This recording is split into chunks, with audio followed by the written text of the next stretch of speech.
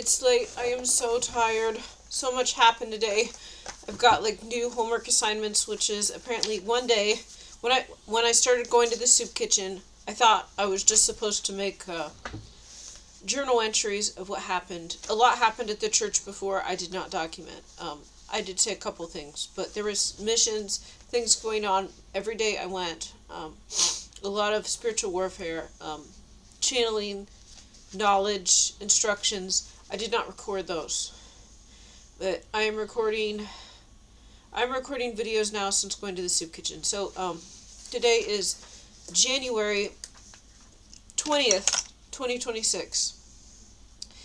And I got up and today was not regular soup kitchen. There is supposed to be free lunch at the recovery meetings at a different church. It's not the main church that I'm going to now. But they have meetings for recovering addicts. And of course, I thought it was a coven when I walk in. Maybe it is. Maybe it's not. It still seems like it is. But it's almost like there's a price of entry, a price of admission for every person that I talk to or interact with, and they try to get me first. And then after that, then I don't know if they try to do it again. So, anyways, this time they had beef stew. Now, I actually wouldn't be surprised if someone, boiled some pork in it and then took it out just to pollute the broth. I would not be surprised if this happened, but they said it was beef. I asked them. You don't see any pork in there.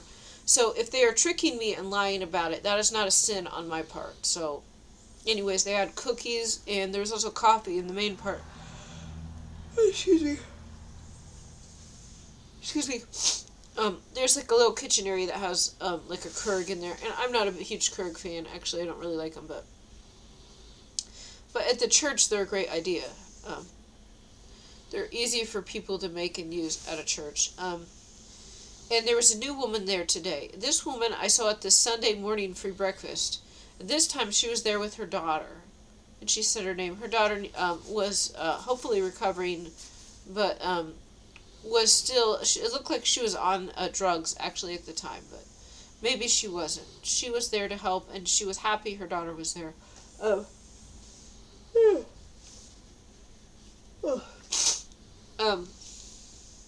So when I went to this church, I was like a couple minutes late, so I didn't even lock my bike. I said, this bike sucks. Who's gonna want to steal this? And also, the Kingdom of Darkness knows that it's being tracked, so they want me to have this bike. So I just left it sitting there, and I did not lock it. Had this been my other bike, it would have been locked. This one, people can look at it clearly and see it's not a great bike, and also, all of my enemies want me to have this bike. Let's see. During this meeting, there was something that was covered.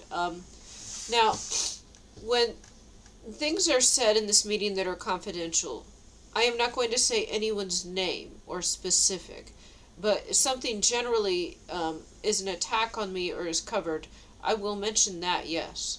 But I'm not saying anybody's name or any personal information. So anyways, they did have a verse where I can do all things through Christ. That was 4:13, and then 13 plus 4 is 17. And then the next verse they had was Matthew 17:20, and that did have a 17 in it. But 20 is also part of overcome. That was about faith of a mustard seed. Now... There's this 12-step program to recovery, and a lot of it sounds good, but they do add Paulism in there, and it's not quite right. We do agree to our life before we come here, and there are some addictions that we can just break ourselves. But other times, part of our life plan is to go through a period of addiction, so that would not be the same as a normal temptation or something that you could cast away. This is something that's divinely orchestrated. So there is a difference. There are addictions like you could start smoking and then quit. You could do a drug and then decide not to do it anymore.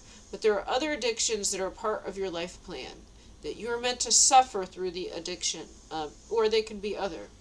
But anyways, this recovery group actually gave me this book. There was a bingo game, and I won some notebooks, so I kept this one here.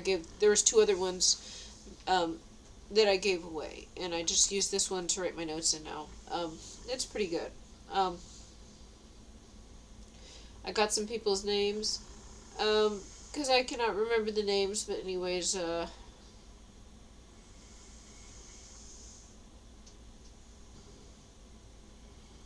what was mentioned that I noticed today is people had mentioned being estranged from their children. They were like teenagers or even adult children. They were upset because those children would not contact them and they didn't have a relationship with them. And one person also, didn't really like because they would get judged by that child that came back. So they didn't know. And maybe this is something to consider, that those children maybe are estranged right now because they might judge somebody and make them feel even worse. But I think I know why my children are estranged. And this is the thing. So I know why they brought this up. And then there was a woman there, like, it looked like legitimately crying, like she really meant it. Did she? I don't know. I don't know if she really meant this. It looked like she did, and I believed it at first. But then I don't. And see, this is not saying anyone's name. I'm not saying the name of anyone's children. There was a lot of people in that meeting. And several people, there was 3 different people that talked about being estranged from their children. And one person that said they had their child in their life, and, then actually they didn't even know that was better, because they would always bring up their past mistakes and judge them. And so maybe that's one reason the kids aren't in their life. But why I believe this is brought up, there are no coincidences. A few days ago when I was at dinner, some enemies who pretend to be friends came and sat near me. And, we were just talking, and I mentioned my children in this, and just to summarize the situation a little bit. Now, this isn't some secret. I've told other people this before, too. So if the Kingdom of Darkness, shares information, apparently they don't share everything, but, I said, they sold out. They're not talking to me, anything like that. We can't. So they know this. And I had just said this, I don't know, maybe Friday. I don't know exactly what day. But I was sitting, I think it was Friday. I was at the soup kitchen for dinner with some people, and we were just talking, and I mentioned this. And then it was the next day at the coffee house where this group of people, the man that was in there, actually was sitting down in the coffee house, and I came and sat next to him. And is this some weird trick to get me to like him or to go on a date with him? No, I just sat next to him, and we didn't even really, we said something for a minute and then didn't even talk or anything the whole time. So, I don't know, do people have, no self-control at all as soon as, if they feel attracted to somebody, they just have to, jump on them in the restaurant? I don't understand this. But maybe, narcissists can't really, but, actually, the way people smoke and eat, they could be told not to eat pork, but they want it, so they eat it anyways. They want a cigarette. They're not going to quit. There's people, they want to quit, but they want the cigarette still. They're not ready to give it up, so because of that. I'm not going to... It's late. I'm tired. I'm not getting into that. Okay, so anyways. I had just mentioned on Friday to some enemies that are pretending to be friends. Something quick about my children. I didn't say too much, just a little bit real quick. How they had sold out, and we're not talking to each other. So, of course, now it's Tuesday, the first recovery meeting since the enemy spies. But it's funny is they kind of act like friends, and it kind of feels like friends too.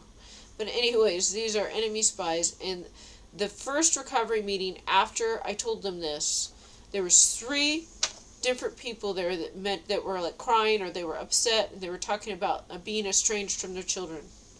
And they're like, does anyone else want to say anything? I didn't say anything then. And then at the end of the meeting, the one woman who was crying, I went to her, and I tried to console her and mention something about my own children. And then she acted like she didn't care, and then kind of turned away. So then I knew. It looked like she was really upset and crying, but it was all an attack on me, and I don't know what the goal was. because I didn't start crying. I wasn't crying. I wasn't upset. Um, maybe I was a little upset, like, at first. But no. Anyways, no, I'm not upset because they made a choice.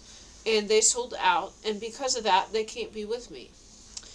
But I always thought, like, in the future, they're going to repent. If in the future, if they can repent, they'll come back. But that could be many years off.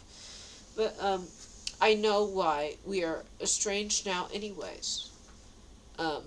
So they leave me alone, and I leave them alone now. But if we were to be close to each other, or if I was to be, like, in the same town as them for a few days, there would be trouble. They would, I don't know, accuse me of stuff and try to have, I don't know, they might leave me alone. But if I came over to where they were staying, they would not let me in. They would be rude. They might even try to call the police. So, but I know why this is allowed. It's actually for their protection and for mine. I didn't know what is happening now. I did not know what happened. So my children cannot be with me for what is going on now. My dogs are safe because I have forbid the enemy to hurt my dogs. I can only imagine if I had one of my children here. There are people trying to kill me every day. So praise God my children don't want anything to do with me, and they're not here. Praise the Lord. I seriously mean this. I didn't understand. I had no idea what would be going on in my life. When I went to the soup kitchen, I was just happy to be able to get food without having to charge it on a credit card and max it out. So I was really happy about that. I didn't realize as soon as I went what would happen. And now, because I keep going and they call in more and more dangerous criminals, this would be unsafe for my children. And the things God has me do are not only unsafe, but I am gone most of the day. I don't have time. So if they were here, their lives would be in danger. Or they would be compromised and used against me. I have to be alone right now. I can't have any weaknesses. That's what I'm. So if you think about a secret agent, the secret agent, they want ones with no family because the families can be kidnapped or they can be killed. So anyways, it's for their own protection. And because the mission that is taking place requires me to be alone with no other humans right now. But that will change later. Okay, anyways, so they were bringing this up, and I don't know if they wanted me to cry or be upset or think about my kids, which I don't think about that often. Most days I don't think about them. I really don't. Because, I stayed home with them and I homeschooled them, and I was with them most of the time for 17 years. It's probably good that we have time apart now anyways, but I spent so much time with them. And no, it wasn't perfect, but it wasn't, I thought I did a pretty decent job, actually, And so, because of that, and I tried to do what I could, I realized God is in control, God has allowed this, there are evil spirits involved, and it's all for a reason. So, I moved on with my life. I got too much going on to think about this. They are grown up, they are adults now.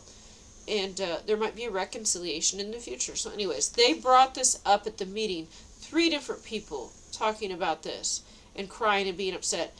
And then I could have chimed in. I could have said something. I could have cried. I didn't even say anything then.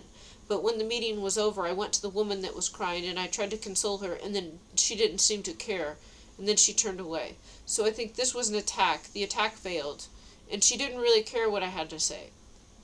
And she did not seem like she was upset. So it was a trick. This is not giving away secret information. I'm saying nobody's name here. No one knows who I'm talking about. There's a lot of people there. Let's see.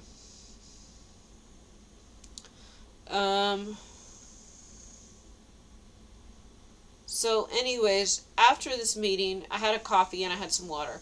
I had to go to the bathroom. Well, somebody was in there taking a dump. Someone was in the bathroom, because there's like 3 stalls in there. Someone was in there taking a dump. And you can tell because you can smell when someone is taking a dump. And then I just used the regular bathroom real quick, and I washed my hands with soap. And then somebody came in, they're asking, because someone had left a cell phone, and they were asking where they were, and they're asking if they're in the bathroom, and they weren't, and then they left. So then I washed my hands a long time, because I don't like to touch anything in the bathroom without washing my hands. I had 2 bags. I was wearing both of them, so I would not leave them unattended. The only thing I left in the room was my coats. There wasn't any food or drink or valuables there.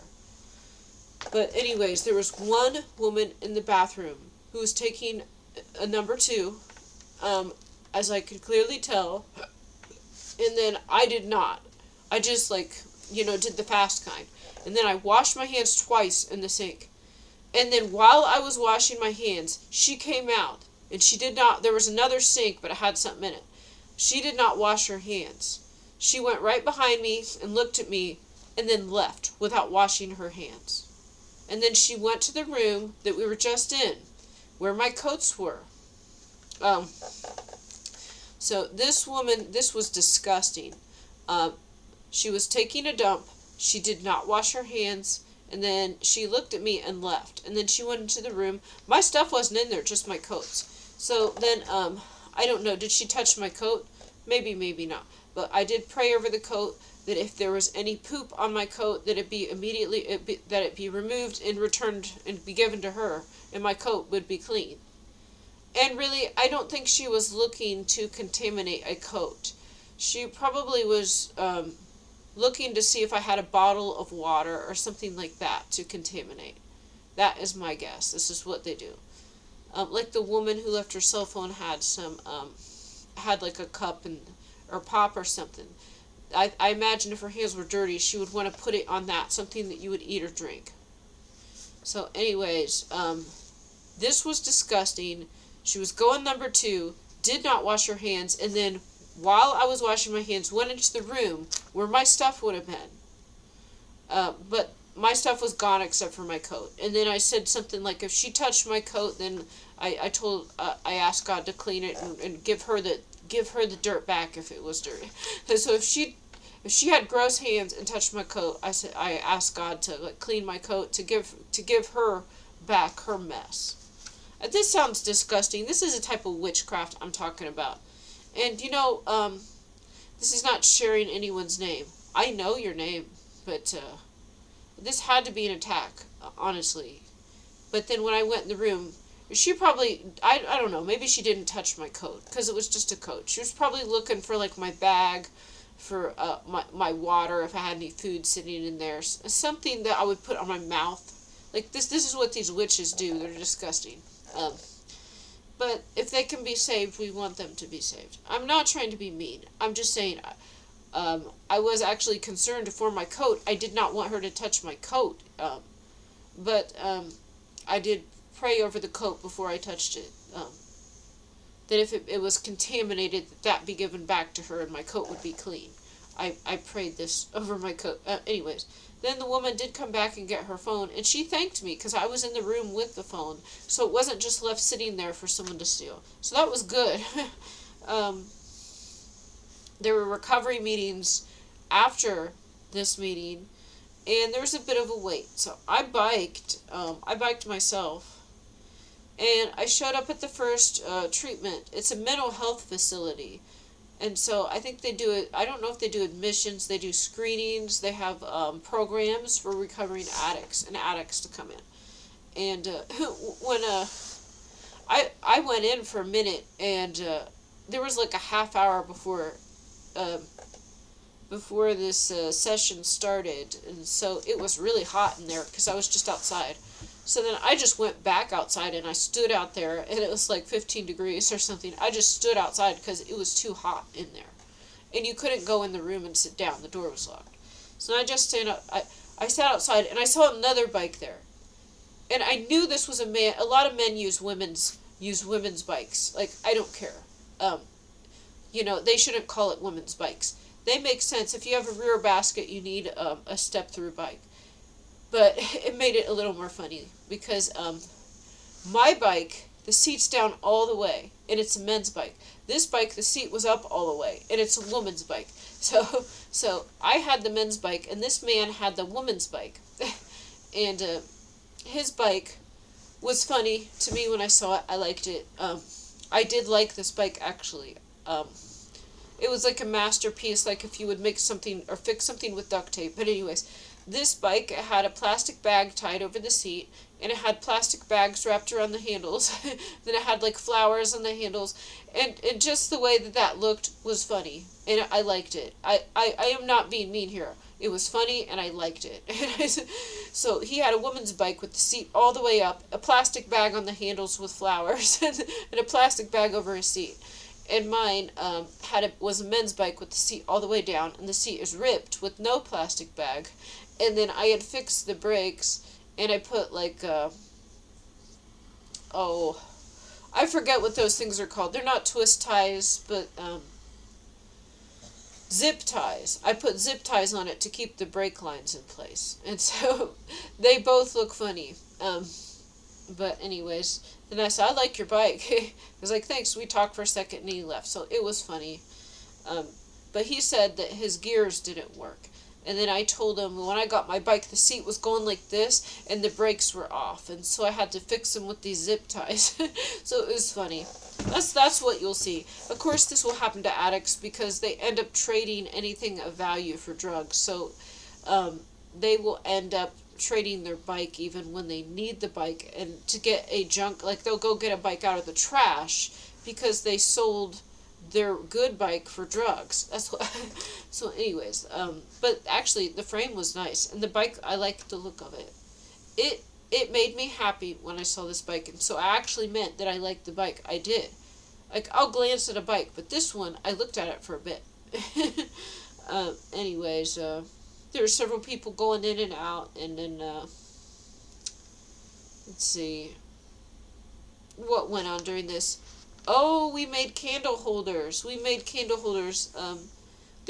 were candle holders, and then we put, like, painted them or put stickers on them to decorate, and then they had extras, so they gave us an extra one on the way out. So then I decorated mine in a way that I liked. And then I thought there was going to be music class today. No music class. It was canceled again, and it was in the morning. So they changed it. The schedule thing I had, the calendar was wrong. So no music class I was looking forward to. But actually, I like this class, the art class.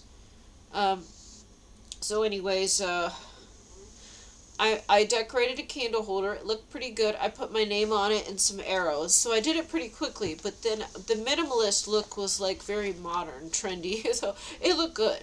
But anyways, then I got a plain black one too. And then I biked. I left a few minutes early. Oh, actually, during this meeting, so one of the enemies that pretends to be my friend, we were talking a bit, and she told me about her past, and she really... It's almost like she likes to talk to me, but she's also an enemy. I don't know. She, like, looks like she wants to get me, but then, like, when we were talking, it seemed like a friendly discussion. So, I don't understand. Maybe it's a person that's got demons, and those demons take over, But anyway, she had been through a lot. And had also been to a mental hospital. And then some things were mentioned here. And how actually she thought she probably, it was good that she went. It was good that she went. And so I mentioned it, if somebody else that I knew had mental issues, and that they weren't going, they had some problems, but they weren't going to go themselves. They weren't sane enough. They were not going to go to a facility or anything, but they were in a bad situation. And she actually advised me what to do. So that was good. And she said that this treatment center actually helped her, and I said, do you think you needed this, or that you should have went? And she said, yeah, and it was helpful actually. So that's good. And she gave me, and I'm not saying this I'm not saying anybody's name. I'm saying this because it's a part of what's going on. And like what I heard last week, too, was that the loony bin is worse than prison. I heard that last week. And this person actually, they were severely traumatized, and actually this helped them. And they thought they should have went. So that is good. And they told me what to do if somebody needs to go but will not go. Um, anyways, um, I don't want to spend too much time. Then I went to what was supposed to be a music class, but then they changed it instead of, so it was on the calendar twice a month was a music class. But then it was an art class instead. And then the music class was at 10 in the morning, not 3 in the afternoon. And so it was just changed. And they did not have it today. It was so cold that they would not drive in to do the music class. So I'm on a bicycle. They wouldn't drive a car in this because it's too cold. So what does that say? But anyways, I'm gonna call. They have a phone number. I'm gonna try to call and tell them I'm gonna be there. You better be there. Maybe if someone calls them to let them know there's interest. But anyways, the art this time is we had some coloring sheets and we had watercolor paints and there's also glue sticks. So I just start painting mine. I didn't understand what they were saying at first because they would glue onto the coloring sheet and then pour salt over it and it would make like fuzzy strips and then you could paint that and it actually looked really neat. But then I just painted mine first. So I got something that looked like oh, what do you call it? Not blood, platelets or plasma or something. Kind of like spaghetti-o type things. And then I painted it all black and I left the rings white. And then after I was done, like this is a whole hour and it's one sheet. It took me like I'm doing children's kindergarten crafts here, okay? But it was kind of fun. And then while this is going on, you get to talk to people. And, this is all important. It's a reason to be sitting next to people, to be talking, to be interacting. And then, there's younger people there too. And then, they're just talking and occasionally I'll chime in. And it sounds silly when I say something because it obviously is not the same situation. Like maybe they have normal situation and then I mention something and it sounds strange. So I mentioned something and it's like more spiritual. So they mentioned like being embarrassed or somebody peed their pants or something. And then I mentioned, well, there was a witch that cast a spell. And it's like, and so when I say stuff, it's always like witches getting me. And I know that they're probably witches. So, but anyways, they just say normal things. And I'm like, there was a witch or somebody cursed me. Or so I know this sounds nuts, but it's true. And it's funny thing is they all believe it. But anyways, but I am not just wanting to talk about myself. But I'm not going to disclose everybody's, like, if something is not important to me, then I'm not going to just put it in a YouTube video because it's not my life. But if I think something is relevant to my story, I'll bring it up. I'm not here to share other people's private lives. So I'm only mentioning what is like an attack on me. Like bringing up estranged children was an attack on me because I just told people a few days ago at the soup kitchen. And once they found out the next recovery meeting, there was people bringing this up. And then they asked if anyone else wants to chime in. I did not. I wait till that's over. I wait because then everybody's sitting there listening. And they're going to be judging or using it against you. So I waited to talk to one person on their own after. But then they didn't want advice. And it obviously was an attack on me at that point. That's why I'm mentioning this was an attack on me. And I don't know what they were trying to do. Were they trying to make me sad? Were they trying to make me cry? Were they trying to make me disclose personal information they could use against me? I don't know. Maybe it's all of them.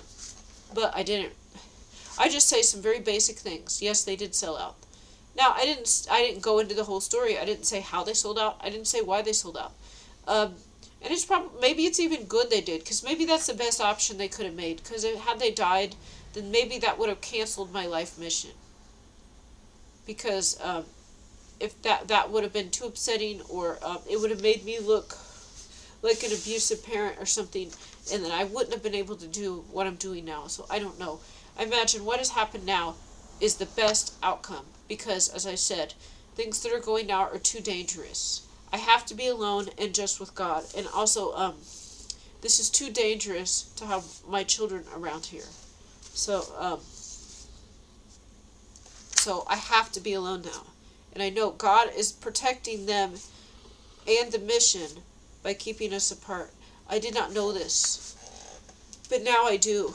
And I am glad they are not here, and I'm glad we are not talking, because if we were, they could have been targeted and they could have been killed. So, anyways, this is something I'm putting in the video.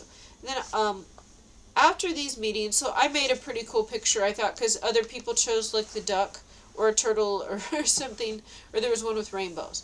So, and nobody picked this one that looked like blood plasma or something, like weird spaghettios. So I said, I'm going to do that one. Because I looked and I saw that most people, there was like two people doing the other ones.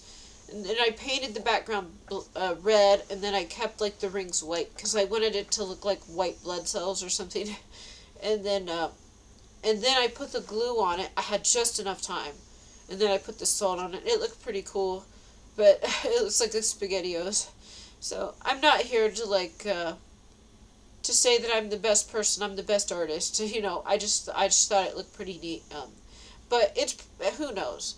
I hope somebody likes it and keeps it, but they're probably gonna like throw them in the trash in a couple weeks. I don't know. But still, like, you know, maybe somebody will find it and want to keep it. I don't know. Oh, when we made the candle holders. Remember when we made the candle holders? So then I went to, let's see what else. I went to, oh my gosh, when I was in the hallway before this, see, this is another thing I forgot. So I showed up at this rehab place, mental health facility, before the appointment, and I waited outside a long time. And there was still like 15 minutes until it started, so then I came back in. And there was a man sitting in the hallway. There was one chair outside of the room. It's not really that comfortable a chair, but there's a man sitting there, and he comes to these meetings most of the time. And then we talked just a little bit, and he mentioned I needed to use nasal spray, which I just now remembered. Use nasal spray to get rid of, like, because I'm sneezing and I'm congested. And he mentioned it again. Yeah, okay, I guess I was not obedient there, because I used it a few days and then I stopped. Because I guess I didn't get immediate results, so I stopped using it. And then he also mentioned Portland, Oregon, and the way they handle things there is different.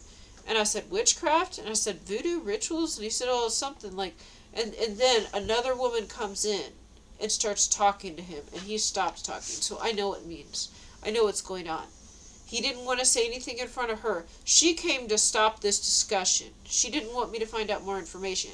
And he didn't want to talk about it in front of her. And then they start talking. I got what I needed. I got the name of the state and the city. So maybe, is this a place I'm supposed to move in the future? And then I'll still keep my historical landmark house here. Maybe turn it into a museum if I don't live here. And then move to Portland, Oregon. Because he said they do stuff different there. And then it sounded actually a little concerning. So maybe after everything that can be done here is done, I'll have to go. I don't know what God's plan is for me. But remember, I made that candle holder. Anyways, then I went to dinner at the soup kitchen, got there.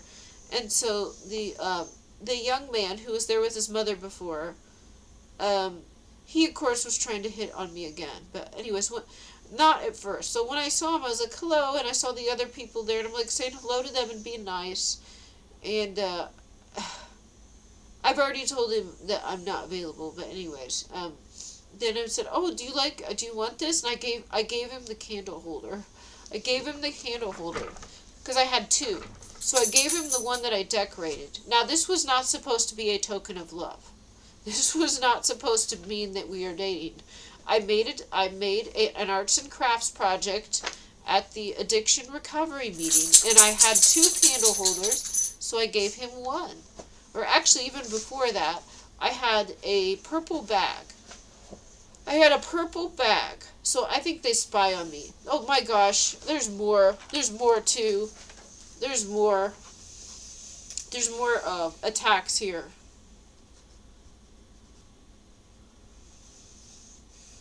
More attacks, I forgot. Okay, so when I was at the facility, when I was at the treatment facility, they mentioned about not wanting to get dirty and sit on toilets and stuff. And then I said, I don't like to touch, and everybody's saying that. And then they're fishing for information to use. against me. I know this. And I said, yeah, and I don't like to touch the door handles. I said, I use like a paper towel or something in the bathroom. And they said how they don't want to sit on it. They don't want to touch. Okay. So this was an attack. So then I had to go to the bathroom before I left. And there's normally paper towels in the paper towel holder in the bathroom, and there was not. So they either emptied or took out the rest of the paper towels before I went in, because I said this. I am not, this is witchcraft. This is what they do. Like, all that effort to make sure I don't have a paper towel to open the door handle with. But what was funny is in the arts and crafts room that we were in, there was a roll of paper towels. So before I went to the bathroom, I went over there and I got 2 paper towels. Before I went to the bathroom, I went over to this round table in the corner and there was paper towels, and I ripped 2 off. And I blew my nose on one of them. And then I had paper towels in my pocket when I went to the bathroom. So, anyways, they emptied the paper towel holder in the bathroom because I said I don't like to touch the door handle. I use a paper towel. So then, last time I was there was paper towels in there, and it was like probably full. This time I said I used paper towels to open it, so then there was no paper towels. Oh, but there was paper towels in the room I was in, and I grabbed them before I went to the bathroom, so I still had them. Anyways, good job. Praise the Lord. God provided there. God really provided. I got the paper towel before I even went to the bathroom. And then when I came back, my hands, like, because I used my paper towel to open the door, or to close the door, and, I didn't have one left to dry my hands, so when I got back in the art room, I ripped off another paper towel, and I dried my hands there. So they saw I still got one. Anyways. But then, okay, so basically what I did, because I didn't have enough paper towels, is, I was going to wash my hands, and so I opened the door, and then I washed my hands. And that way, who knows what.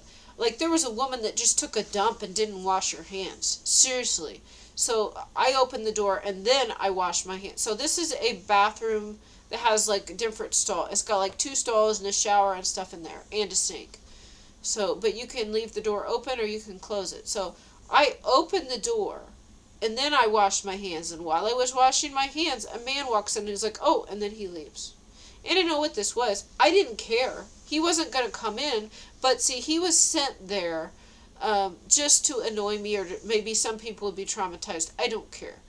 But technically, like, this would be a multi-person bathroom, but there's no gender on it. Any gender can go in there. So it's like a bathroom that 2 people can use at once, but only 1 person goes in. It's weird. I don't understand. But they should just change it to all women's or all men's, really, then it would be fine. But anyways, then a man starts to walk in while I'm washing my hands, and he's like, oops, and then he's like, oh, and then he leaves. And then there's another bathroom in there, so he goes probably off to find the other one.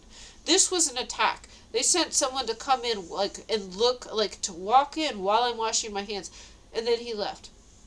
Like, I don't care. I really don't care. I don't care.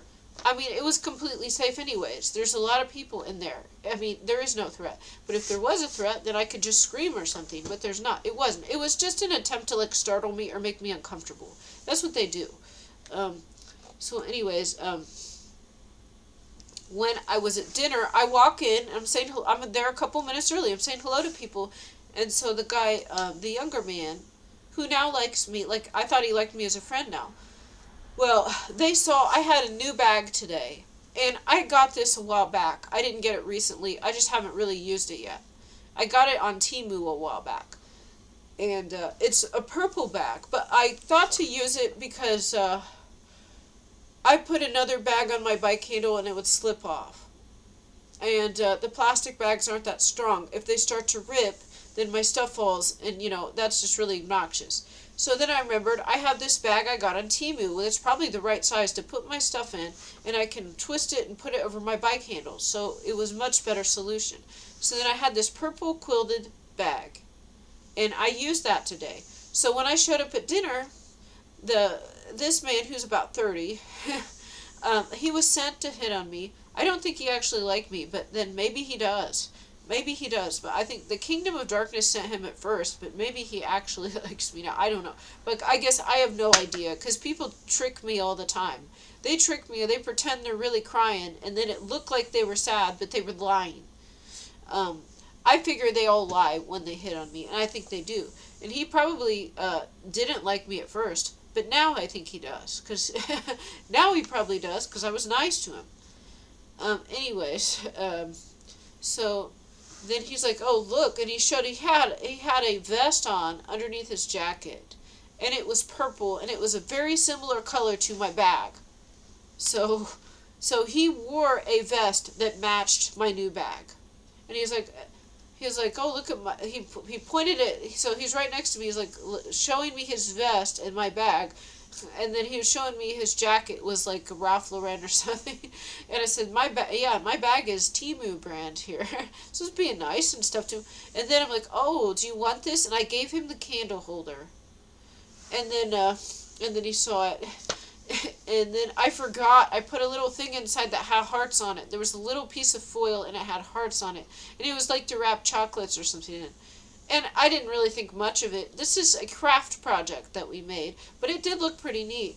And so, and I gave it to him. He opened it up and he's like, "And there's hearts in here." And I said, so I said, "And Jesus loves you," when he saw the hearts. And he said, "And Jennifer loves me." Like, oh no, oh no.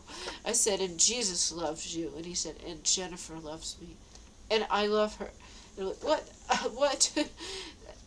I'm so used to him doing this. I'm not gonna do anything. But it's like I am so used to them doing this that I'm just jaded. Like I just don't even really care. But anyways, then I think he told other people that we were dating then. I think he told other people we were dating. This is funny. So we were not dating. I just gave him the candle holder I decorated. This candle holder was probably something they got at Dollar Tree, and then they bring them in for us to have a craft project in the recovery group. Anyways, but I think I decorated it pretty decently, and I put my name on it. I'm like, "Oh, you can," and I said, "My name's on there. You can take that off if you want." And he wanted to leave my name on it. And I don't know, I think he said something, I think he said something about love first, and then I said, "And Jesus loves you." So I did not initiate the love, but I think he saw the hearts, and he said something about love. Because inside I put this foil sheet to catch like candle wax. And it had hearts on it because that's the only design. And because there was just Valentine's Day, I guess. Oh wait, not yet, but there will be. Yeah, it's not Valentine's Day yet, but they had some Valentine's Day themed. Oh yeah, that's why. Because last week we made Valentine's Day cards for people at the retirement house. And so because of that, they had some like Valentine's hearts themed stuff. And so there's these little squares of foil, and I put one inside. That way when you light the candle, the wax drips onto the foil and it keeps the holder clean. Well, then he opened it up, looked inside, and saw the hearts. And he said something about love, and I said, "And Jesus loves you." And he said, "And Jennifer loves me." I'm like, "Oh no, oh no." Anyways, talked a little bit, and I left. Okay, and then there was some coffee left, and I said, "There's still coffee there." So then I went all the way over, and then there was a little trickle coming out, and I'm just holding the thing for a couple minutes, and eventually the employee comes over. He leans it forward, and a bunch of coffee comes out, so that was great. I got a cup of coffee. This is at dinner. The coffee is usually even gone at lunch, so that was great. Now, the creamer was left out. I forgot I put some in, and it did not taste that great, but it was still drinkable. It wasn't nasty like that one day. The one day when it was sour, it wasn't like that. It just, they probably should have dumped it. but overall, the coffee was still okay. It just wasn't like as good. But I was glad to have a cup of coffee. It was really nice to have that. But then, of course, I could have gotten way up in the front of the line, and instead I was now towards the back of the line, and so the that was hitting on me is then he's like, ladies can come up here, and he would have let me right up near the front. And I said, I gotta go to the back, but I had my coffee. I said, I gotta go to the back. So I went all the way to the back, and another woman went next to him. So I would have been right there at the front of the line, but I left to get some coffee. And there was only like two. Someone else came after me, and they got the rest of it. And so then all the coffee was gone, and there was no more. So this was worth it. And then they got like fried chicken and stuff. Actually, when I walked into the soup kitchen, the man who I had talked to, we have our theological discussions. More like he asked me questions, and then I just answer and tell him the secrets of the universe that God has, as I know it. So he just kind of asked me, and I tell him. So I kind of think, like, I'm just guessing here, but based on what he has told me and what they have to tell you, is that he was born in China. He said that he was, like, implanted. He says something like he wasn't born, he said he wasn't born normally, but he was, like, implanted, and he was born in China and then brought to the United States as a baby. So he said, and the way that he sounds smarter than a lot of people, he is not Christian. He says he believes in God, but he kind of does, and then he kind of doesn't. So it's kind of weird, this stance he takes. But I even said last time, it's like, why don't you tell me what you think, tell me, and he doesn't say much. So he'll say a few things, but it's really like when we talk for hours, he asks me a question, and then I just answer it. And I think if he's recording this, and I said, and you can take this information back to your people. You can take, because he says he's going to one day maybe go back to China, and China is his place. He does not look Chinese. He's a mixture of, if what he's saying is true, which a lot of people lie, but he is not like the other people, so I would tend to actually probably believe it just because he does not act like the other people. He is more intelligent. He's a little arrogant and condescending, but not to me, but to people that aren't as intelligent. So that's what I'm saying. So, anyways, he was there again, and so if he is a Chinese agent, this is so wild. So, like, I'm kind of thinking, he is a Chinese agent sent in to collect information from me and to return it to his people. Like, totally wild. Like, I sound like a nut job saying this, but here's one thing. I think he is the same age as my younger sisters. And his name is, my younger sister's names put together is pretty much his name. Like, there's a different letter. But, like, if you took, I have two younger sisters. One of their names and changed one of the vowels to a different vowel. And then add the other one's name at the end, like the shortened version. That is his name. His name is like both of my little sisters' names put together. But with the vowel is different. And I think he is the same age as them. Maybe he's younger. Yeah, he might be younger than that, but they're close to the same age. So this is highly unusual. He comes into the soup kitchen. He's not talking to other people. He's only wanting to talk to me. And he'll talk to me the whole time. So I thought he was sent there to talk to me because I noticed when the gang was in there and they would want to kill me, then he would show up and we would have these long discussions. So then I was kind of thinking he's probably here to keep me in the soup kitchen because if I leave, they're going to try to kill me. So I thought that. So I thought maybe good people sent him, but actually he could have be sent by the kingdom of darkness, and God allowed it, and that was actually God using what they planned for evil, God using for good. I really don't know.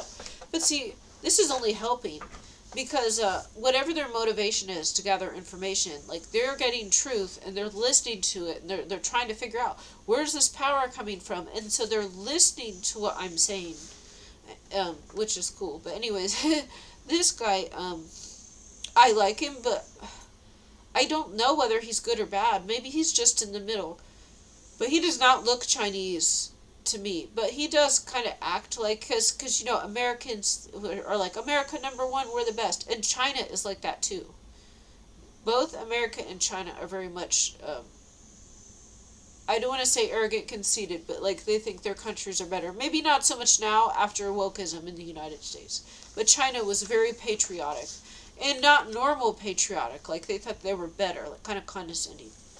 And I'm trying to be mean either, because I had, and I told him like I had a best friend that was Chinese for like a year or so, which is kind of interesting, but yeah, he doesn't look Chinese, but if you knew, you could recognize it. But like his facial features, they look more like white, or like maybe Hispanic mixed in with white or something. He does not look Chinese, but but he does kind of act like it, which is strange because if you had lived in the United States all of this time, then you wouldn't assume that. But anyways, I enjoy the discussions. I used to love to talk about religion and politics and things, and I had not done that in so long. I think I maybe was a little rusty, but like I don't know. I like to talk about this stuff, so maybe this is getting back into practice. It's keeping me in the soup kitchen when people want to kill me out there. And so anyways, this dinner, then I got my meal and I went to sit down. Like his seat is all the way in the back, and then his stuff, his backpack was just sitting in his seat, and he was gone. So I sit down and I'm eating. There's like 15 minutes and he's not there. I was like, where'd he go? I don't know. He probably went to the bathroom. I don't think he took a shower. So he probably went to the bathroom again. But this is strange because he probably didn't know I was going to be there. So once he finds out I'm there, then he leaves for a long time. And he didn't have any food either. I'm like, you're not going to eat tonight? He's like, oh, maybe I'll get a piece of chicken. He wasn't even going to eat. He just was sitting there all day. He said he sleeps in a van at the school. But anyways, then he decided to go up, and then they did not have chicken. It was all gone. They had noodles. And then so I was just eating there by myself. I'm like, his backpack's here and he's gone. Normally he loves to talk. So I'm thinking maybe he left and he maybe had to check in with the overlords to see like, well, she's here. What do we talk about? What do we talk about today? Or maybe he's setting up a wire or something. I'm just guessing. Maybe he had to just take a shit. I don't know. Maybe he had to go to the bathroom. Or maybe he had to ask, like, what we're supposed to talk about. Or maybe he had to set up some recording device. I don't know. I have no idea. Any of these things are possible. Maybe he wanted to go in the bathroom and look at himself. Make sure he looked good. I don't know. Probably not. Okay, I'm just saying. I have no idea. But instead of sitting down and eating, he left for a period of time. And just had his backpack sitting there. And then eventually came back and he didn't even have any food. I'm like, you're not eating this evening? Because I told him that on Tuesday we have meetings, so I wasn't going to be there for lunch. So he was surprised to see me come in for dinner, and I was going to sit with him. But then first I went to go say hello to some other people and to get some coffee. I said, well, I want to get further up in the line, so he said, do you want me to come with you? I said, well, you can, But I was going to come back, so I just said hello to some people up there, and I got some coffee. I ended up all the way at the end of the line. But the guy who was hitting on me, okay, he was like, oh, ladies can come up here with me. I'm like, I gotta go to the end. I got my coffee. I lost my place. This is all, that's what happens. It's fine. I would rather be at the end of the line and have the coffee than be in the beginning of the line and have no coffee. So that was fine. But anyways, like when it was time to go from the soup kitchen, this is another thing I remembered. Then when it was time to go, then he like came over and he kind of hugged me, and he went outside and he pretended he was cold, and then he like tugged, he's like, I gotta warm up, and then he like hugged me, and then I think I heard him say to somebody that's my, so she said, oh, look what she gave me, and I'm like, oh no, and then I think I heard him say to somebody outside in the parking lot, that's my girlfriend. So I am not threatened, but I told him already that I'm not available. So, but the thing, it's not threatening, but, if this happens again, I'm going to have to say, it was like, he was like, I'm so cold, I got to come hug you to warm up. I'm like, oh my gosh. I'm not stupid, okay, but anyways, I think I heard him, so when we were inside, I think I heard him say something like that's my girl or something, and then outside he said, that's my girlfriend. I don't remember the exact words, but I'm pretty sure he was talking about me, and then he showed someone the candle holder. Okay, so watch, this will get around. Maybe, you know, I said, I'm married in heaven, so I'm not available.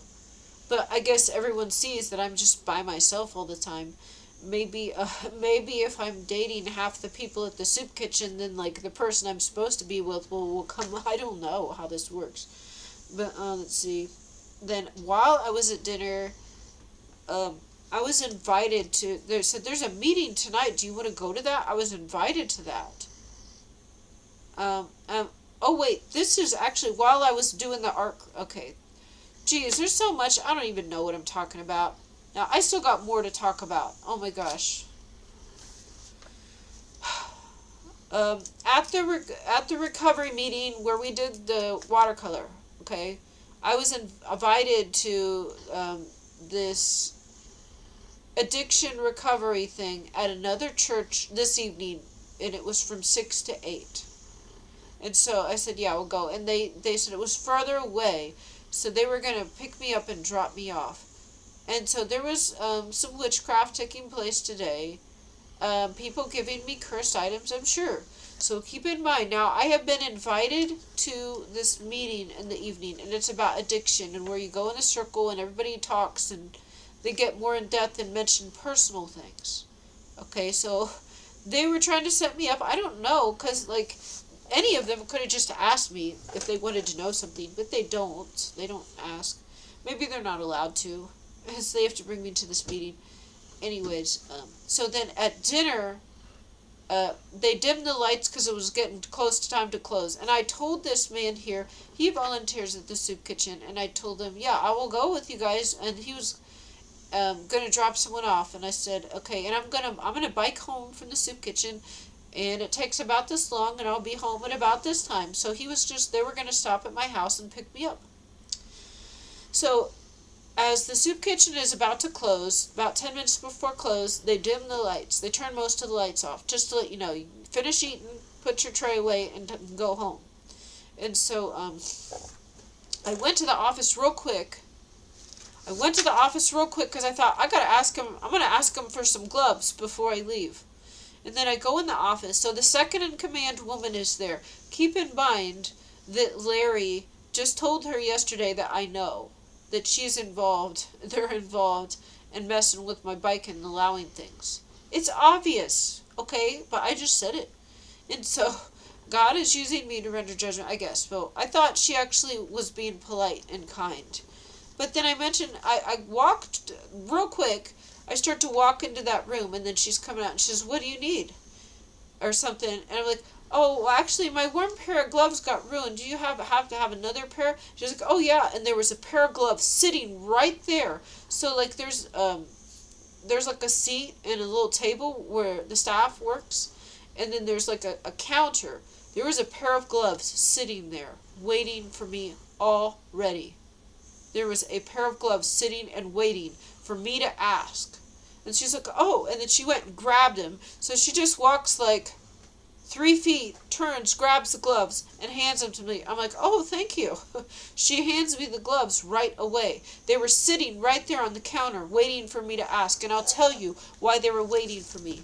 Because when I got to the recovery meeting, there's an 11:30 recovery meeting where you eat lunch. And they had beef stew and cookies this day. You eat lunch, and then you do like a Bible study, or you talk about recovery in the 12-step program. So before this started, we were just talking, and I said, because people had cursed me the week before. People had cursed me, and I didn't tell them, I know you cursed me. But I just told them some things that happened, which I knew were because people cursed me, but I did not say that. So most of them do not know that I know. I know what you guys, every time you give me something, I know you're cursing me. I'm not stupid. But anyways, I was just saying, yeah, I was going on this overpass ramp. They were like, we saw you the other night, going up the hill on your bike. And I said, oh, yeah, I had a meeting and I forgot about it. And I said, I was going on this overpass, and right when I'm on the hill, like, my bike light dies. I mean, and I said, that could be dangerous. Like, yeah, it's a good thing I had another one, but yeah, as I'm going up this ramp to get over the train, This is not a road people bike on, but there is no other option to get around the train. There's only some like a stairwell you can walk, and they say you can't get a bike up there. So I had to go on this major road that people go quickly on. I had to go up a hill on a road that people go 45 on, and it's not safe, and there's no sidewalk. And then as it is nighttime, it is dark, and as I'm on this overpass, then my rear bike lights go out. So I trust God that God will keep me alive. But I'm saying is this was very dangerous. And I said, yeah, while I'm on this road, my bike lights went out. And like, oh, that was pretty dangerous. And I mentioned that. And then I also said, oh, a strange thing. A couple days ago, my warm gloves got ruined. My dogs ripped them up. I said, my dogs ripped up my warm gloves. And I said, my fingers got kind of hurt. This is the truth. Like, I didn't get frostbite, but like this finger here, it's like kind of tingly. It feels like I got some nerve damage. It was so cold. They said the wind chill was negative 14 degrees, and then my dogs just chewed up my warm gloves, so I put a couple pairs on, but the smaller one was not very warm, and my hands were freezing through the gloves. And I was only outside for like 15 minutes, and then like my finger here still feels cold, and it feels kind of tingly, like it got damaged yesterday. So I imagine it will get better, but there was going to be a music class, so I'm thinking that's part of the curse and spell, is they wanted my fingers to be like frostbitten or damaged, so I couldn't play the guitar during the music class. And yeah, they still feel weird. I can still play the guitar, and I know that they will be healed, but that happened yesterday, and they're still tingly and don't feel good. I mean, it was so cold outside that this finger is kind of numb and it tingles, and like I guess this one here is too. And that is, I was wearing 2 pairs of gloves, but anyways, so then I went into the office, or I went towards the office, and then the second in command woman comes out, and she seems like she's concerned about me. Like, they all trick me, I guess. And I said, well, do you have I said, my warm gloves just got ruined, do you have more? And then there was a pair sitting right there. There is never a pair of gloves just sitting. They were sitting right there for me. Because I told them this morning that my warm gloves got ruined. So they had a pair sitting and waiting at the soup kitchen for me to ask. And then when I left the soup kitchen, there was a large, more serious black man who I imagine is a member of the gang. And I'm only saying this because he's not normally there. These are people that are not, I've been going to the soup kitchen a couple of months. These are people that just started coming in the last 2 weeks. I've been going 2 months. They were not there, okay, until I see the stack of cash in the Black Witch's hands. And then all of the gang, so I think maybe some of them got in trouble, and then they want to send more people. So now their people got arrested or killed, then they're sending more of their people to get me. Because now they're mad at me that they got caught or something. I don't know. I never told the police there was a black gang after me. I never told, they figured it out themselves, okay, when they saw all of you guys here. So anyways, if you got caught or if you got shot, that's not my fault. But they view it as my fault. And so they just send more and more of them. So anyways, as I go out, and I just got the gloves, I didn't even see this man. I go outside, so by the door, there's like a stoop, and so there's steps that go up, and there's a platform by the door, so it's raised, and there's an awning. So then there's a taller black man standing there, and I go down the steps, and I'm at the bike rack, which is right, and he says, those gloves will keep your hands warm. Those gloves will keep your hands warm. I said, yeah, they gave me these gloves in the office. So the man looked at me. I had never seen before. I didn't see him looking, but apparently he was spying. He knew I got the gloves, and he was letting me know. Those are cursed gloves. You took a cursed pair of gloves. So they have to let you know. This is part of the witchcraft. Yeah, I know they're cursed, and guess what? I have them, and I'm going to use them. You're not going to do nothing. So he was just confirming I took a cursed item, and there's a price to pay, apparently. But they had the gloves, because I told them this morning that my gloves got ruined.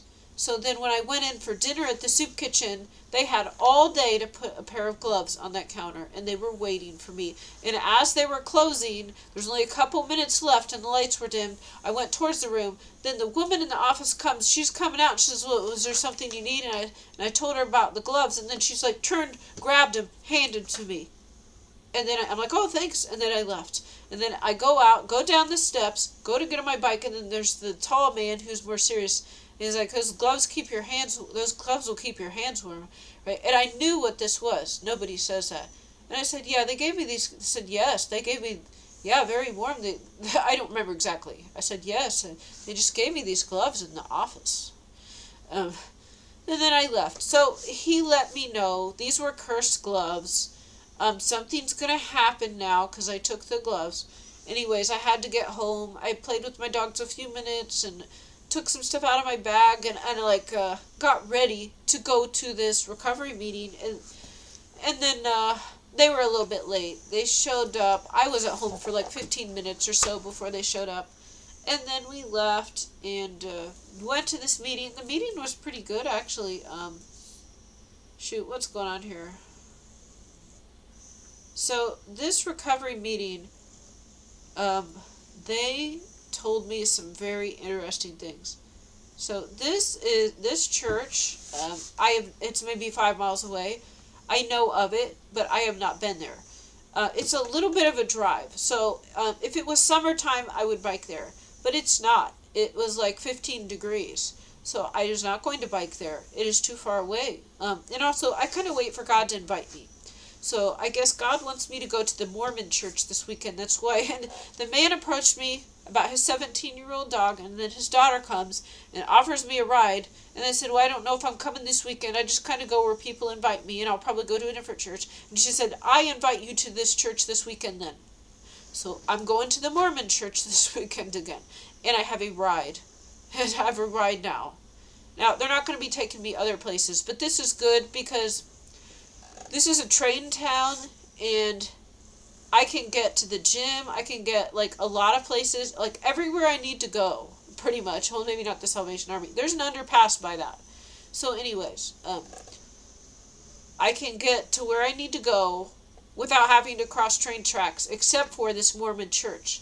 There are train tracks between me and that Mormon church, unless I go all the way to the other side of town, by the soup kitchen.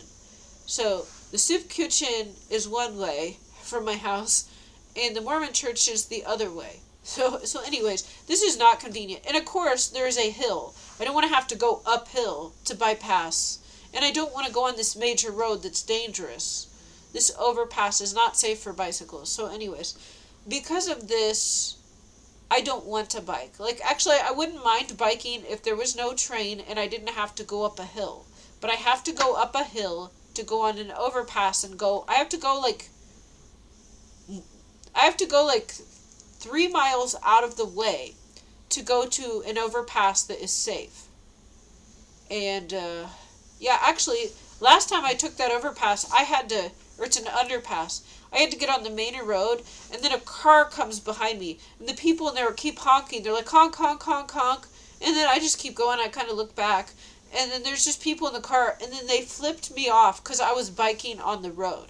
Because the sidewalks were covered in ice and snow. I'm not going to bike on that. It's slippery. And these tires also are kind of bald. Like, I don't need to explain this. These are evil people, and they're just trying to target and harass me. They're trying to target and harass me, so they want to intimidate me. They know that it's unreasonable to bike on the sidewalk that is covered in snow and ice. They know that's unreasonable. And the snow plow cleans off the roads. The roads are nice and clean, and the sidewalk is covered in icy, like, snow.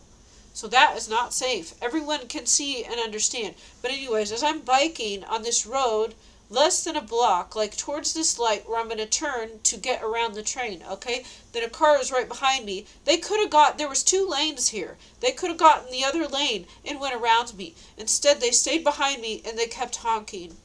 And then after they honked a few times, I looked back, and I think they flipped me off. And then they went, and so, you know, this is an enemy. They have no reason to be upset because there was 2 lanes and they could have gotten the other lane and went around. Instead, they stayed behind me and they honked. So, in this case, they can have instant karma. I wonder what God did to them. God, if they haven't gotten karma yet, please give them karma. So anyways, what am I even talking about? Yeah, that was something else I forgot. So, I went to the church, and then there was a recovery meeting, and I did talk to a few people there, and so they separate the genders. The men go one place, the women go another place. This makes sense, because when you have addiction, you have spirits, and some of them are abusive spirits. There are things that need to be said away from certain people for safety, and so people feel comfortable in talking about like what's going on. So actually, I understand in this situation segregating people that have been traumatized and are using substances. So they have a reason to segregate the genders. Because when you have spirits, they love to pit the genders against each other and abuse each other. Anyways, so in this recovery meeting, they covered the 12 steps. And they're mostly true, except for this. Praise the Lord, God has given me a whole new verse and more proof. Like, I already know who Paul of Tarsus is. I dealt with him. I know how he works. I know what he does. But now I have another scripture straight from the Bible that is even better. Like, yes, I have Acts 23:6 where he says he's a Pharisee. Yes, I have that, and this is what I am told to give to people. Now I have another one. This is awesome. And actually, when they mentioned a verse, and then they say it relates to all of us. And that, what the heck's going on here? And they had verses, and like the 12 steps to recovery, and they used a lot of verses from Romans, which is epistles of Paul. It's fake doctrine. But some of the Pharisees' teachings were true. Actually, the majority of what they taught was true. Let's say 80% of what they taught was true, and 20% was a lie. Something. I'm just guessing. Like, most of what they taught was true. It had to be, or no one would believe it. So anyways, they said there were step 1 questions. The number of questions was the date of the... So the questions you're supposed to answer, the number of questions on that sheet was like the day I was born. Like, so when you have your birthday, the day of the month. And they mentioned journaling and how you should journal. I've been journaling. I'm journaling now. I already was. Excuse me. They mentioned maybe getting journals for people there.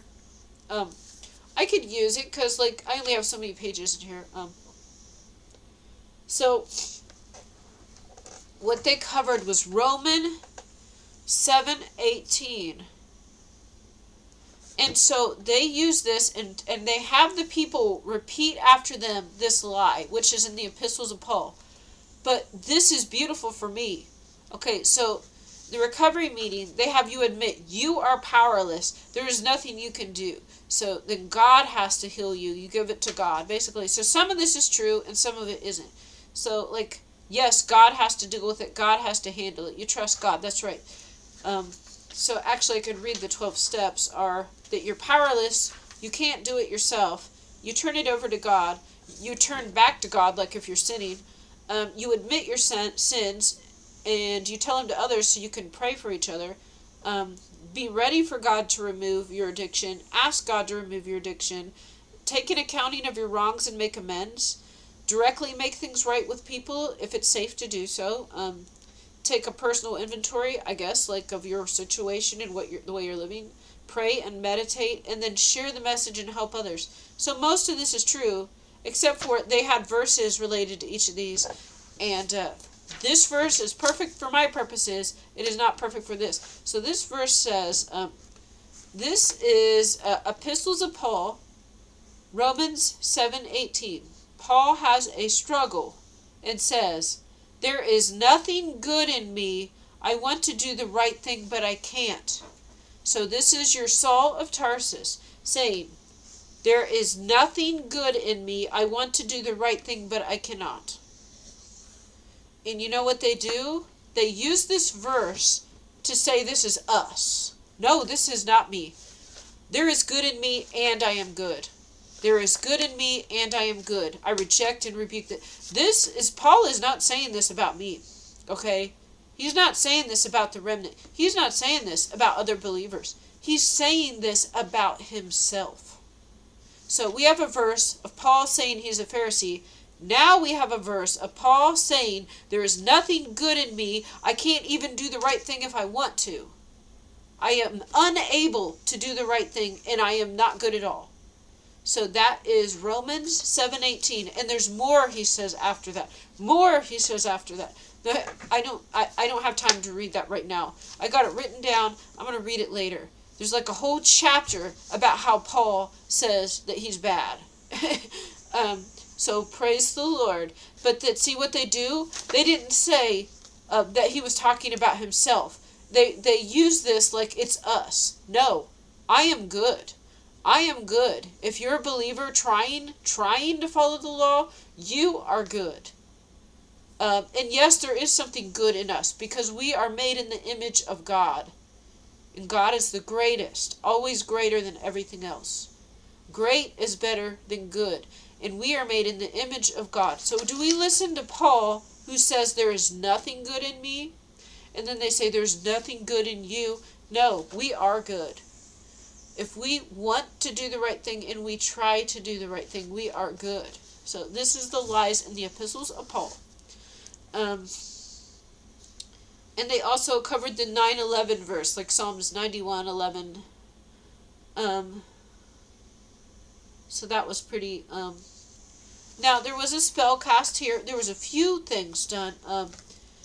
So when we go to sit in the circle and they had coffee, I had my coffee cup. I'm being careful because now I got all this stuff in my hand and I'm the only one with a coffee. No one else wants coffee. And I'm trying not to spill it. And then I sit it down. Then there's people walking around it and I got to pick it up again. So this I'm sure is witchcraft. And then I managed to not spill it at all. And then once we're sitting, then the woman next to me, who is like someone I hadn't seen before, she bumps into me like this. It's on purpose, clearly. But she pretends it's an accident.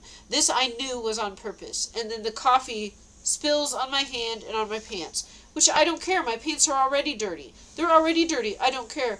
And then I looked at her and I said, and I said, well, normally I spill it on myself. This is the first time I didn't spill it on myself and someone else did. So I was being a little more aggressive because this was my immediate reaction. I was still not being mean. But normally, you could interpret it as being somewhat annoyed, but I didn't say it that way. I just said, normally I spill it on myself. This is like the first time someone else spilled it on me. I said that, but I don't care. I was actually thinking, well, I got on my shirt too, is that now I'm going to smell good. Like now I'm going to smell like coffee. I'm going to smell better tomorrow. Thank you. But actually the sheet I had, we had a little printout. That got ruined. They just passed these printouts out and I got one in the other room. I'm like, oh, I don't need one. I already have it. And then she bumps into me and then the coffee spills all over it. And I'm like, okay, actually I do need one now. And then they know this was like, because I took a cursed item. I took, I think, 2 cursed items today, if not more. And then I also took a candy cane from the vehicle. I'm just taking all the cursed items. I'm kind of thinking that God will protect me. I'm not trying to be stupid here. I'm not trying to be stupid. But the gloves, it was a setup, and it was divinely orchestrated for me to take that curse. And they acted, when the black gang member came out, they acted like that would be a pretty bad one. So, not just spilling the coffee. But then there was something else I took today that I know would have been a curse too. I don't know what that is.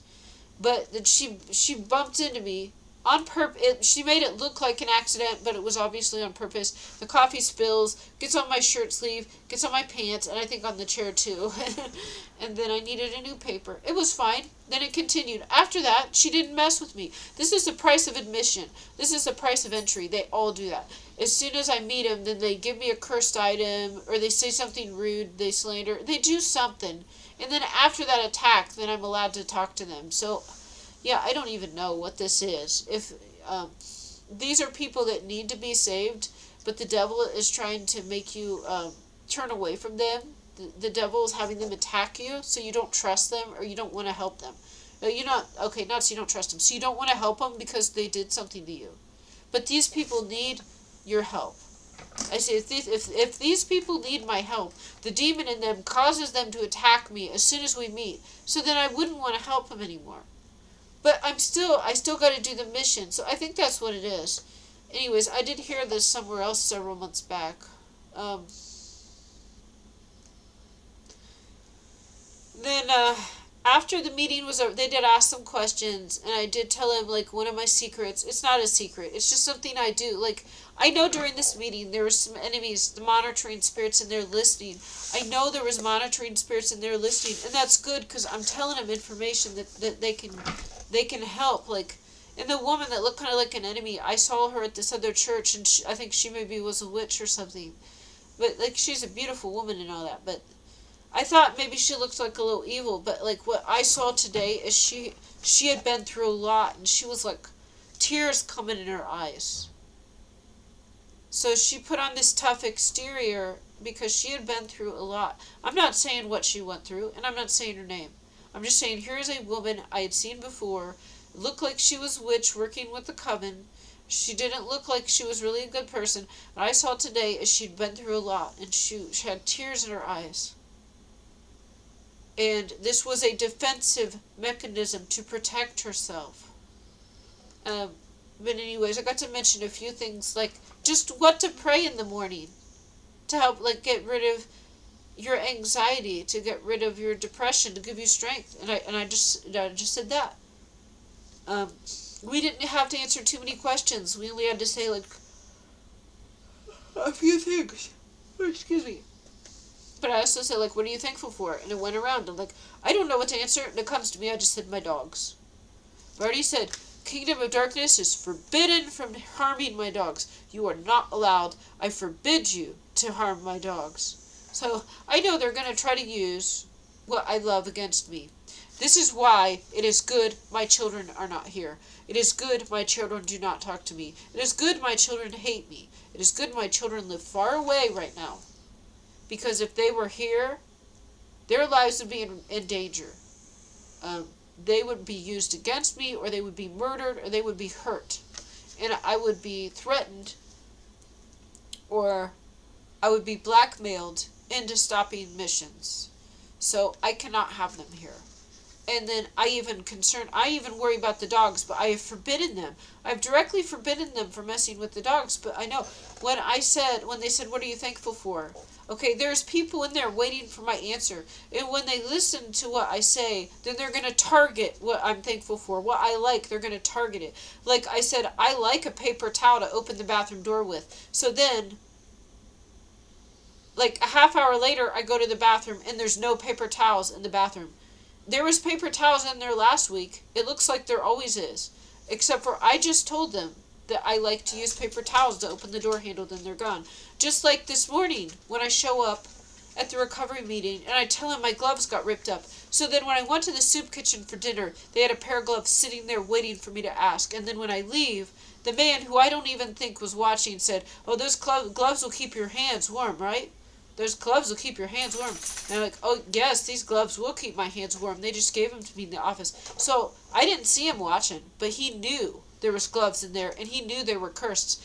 And it looked like this woman, second in command, wanted to help, and she rushed to help me. And I was thinking when I was outside, oh, maybe because God can bless her, because she did really care about me.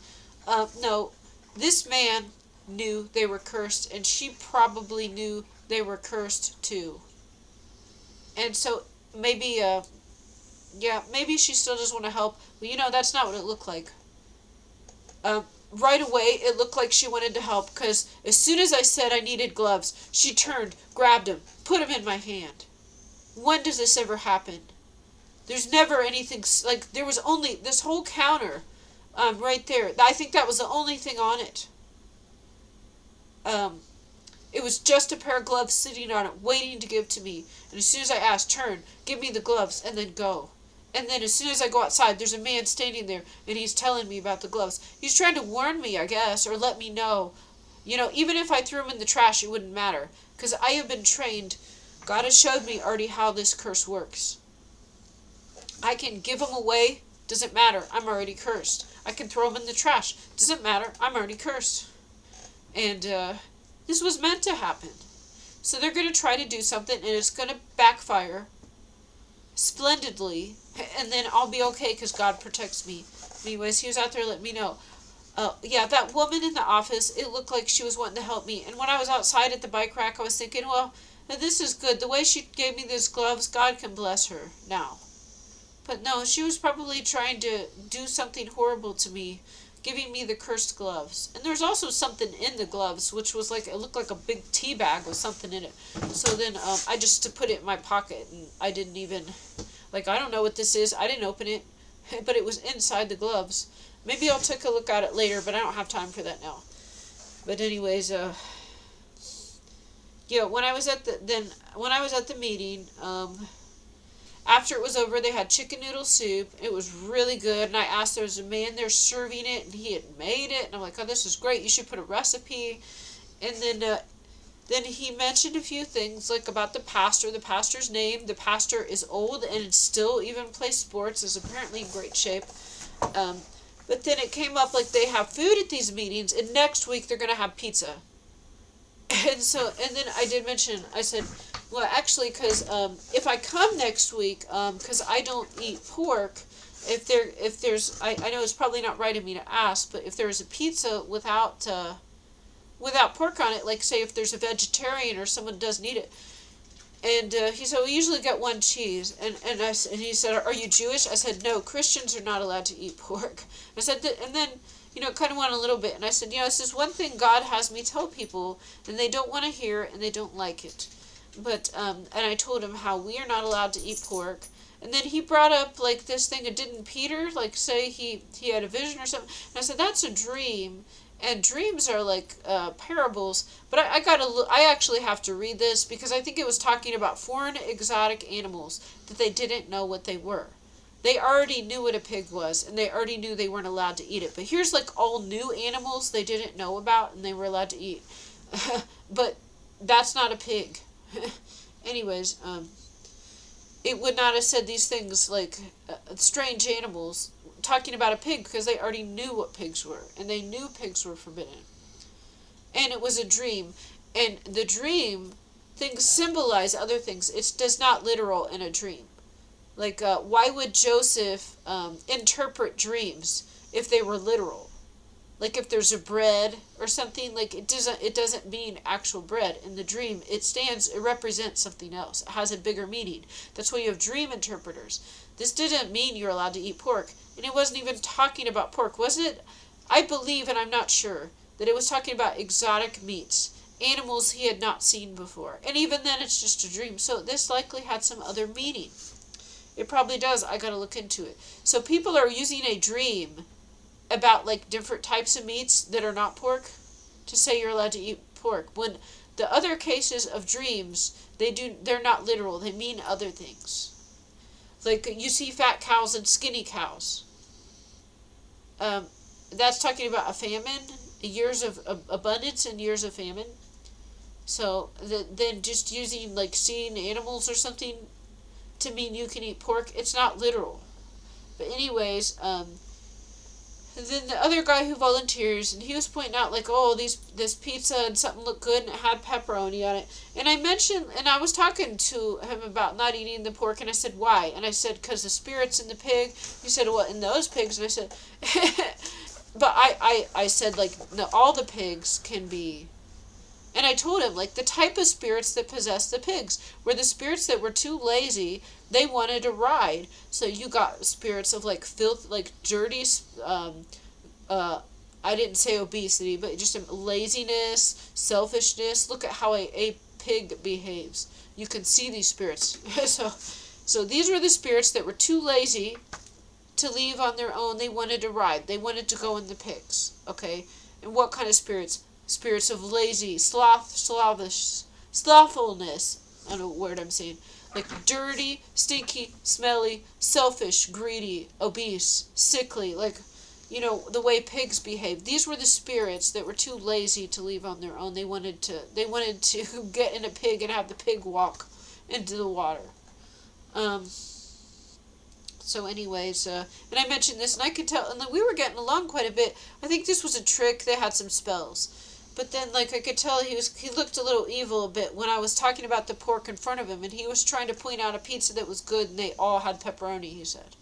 And then I was explaining then at this point why we don't eat. So then he said that, and then I explained why, and that the spirits attack, or the spirits possess these pigs. Also, there was an attempted murder spell here too, and they do. It's obvious if you know, but it doesn't sound like it. It's not direct.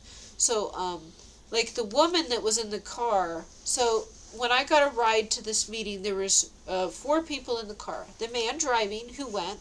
There was 2 women, and I know them. They're like frenemies, but they're trying to kill me, but it kind of seems like they like me too. I don't understand this. And then there was me. They let me sit in the front. So when I showed up, they let me sit shotgun in the front. They were so nice. They said, "Do you want the heated seat?" They know I love heated seats. I've made a video. I put in the video, I love heated seats. They were being real nice and singing and, and offering me candy and, just all these polite things. And then, so then this one woman, and it's like, it's weird because it kind of seems like a friend, but then it's like an enemy. It's like both. I don't understand what's going on. I hope anyone that can repent will repent. But anyways, then she was trying to do like a murder spell, and she said, like there's this person I knew, like maybe her cousin, I can't remember. She said she was so pretty, but she died, and said, "You remind me of that. Whenever I see you, I think of her."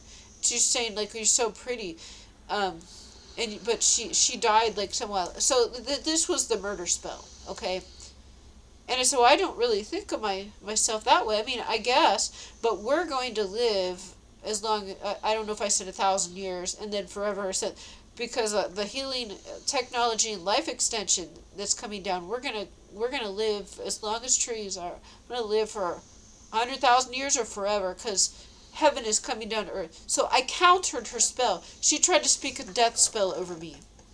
And so they're being real polite and just nice and talking.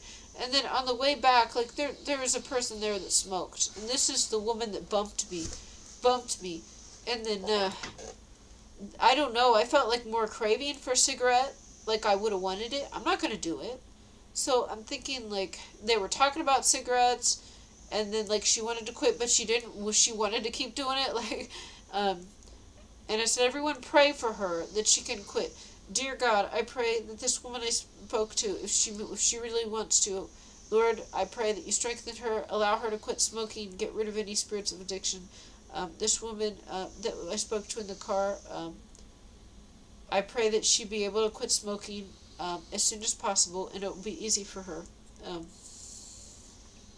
So anyways, that happened, and then they did drop me off. Nothing worked yet, so I don't know what they have in mind. And then it was even said like, oh, he gets money from like some group. He gets paid back, so he doesn't need money. He never asked money for gas. And then I mentioned like, oh, and this person told me like, cause you get paid for gas, you don't need it. Actually, he didn't.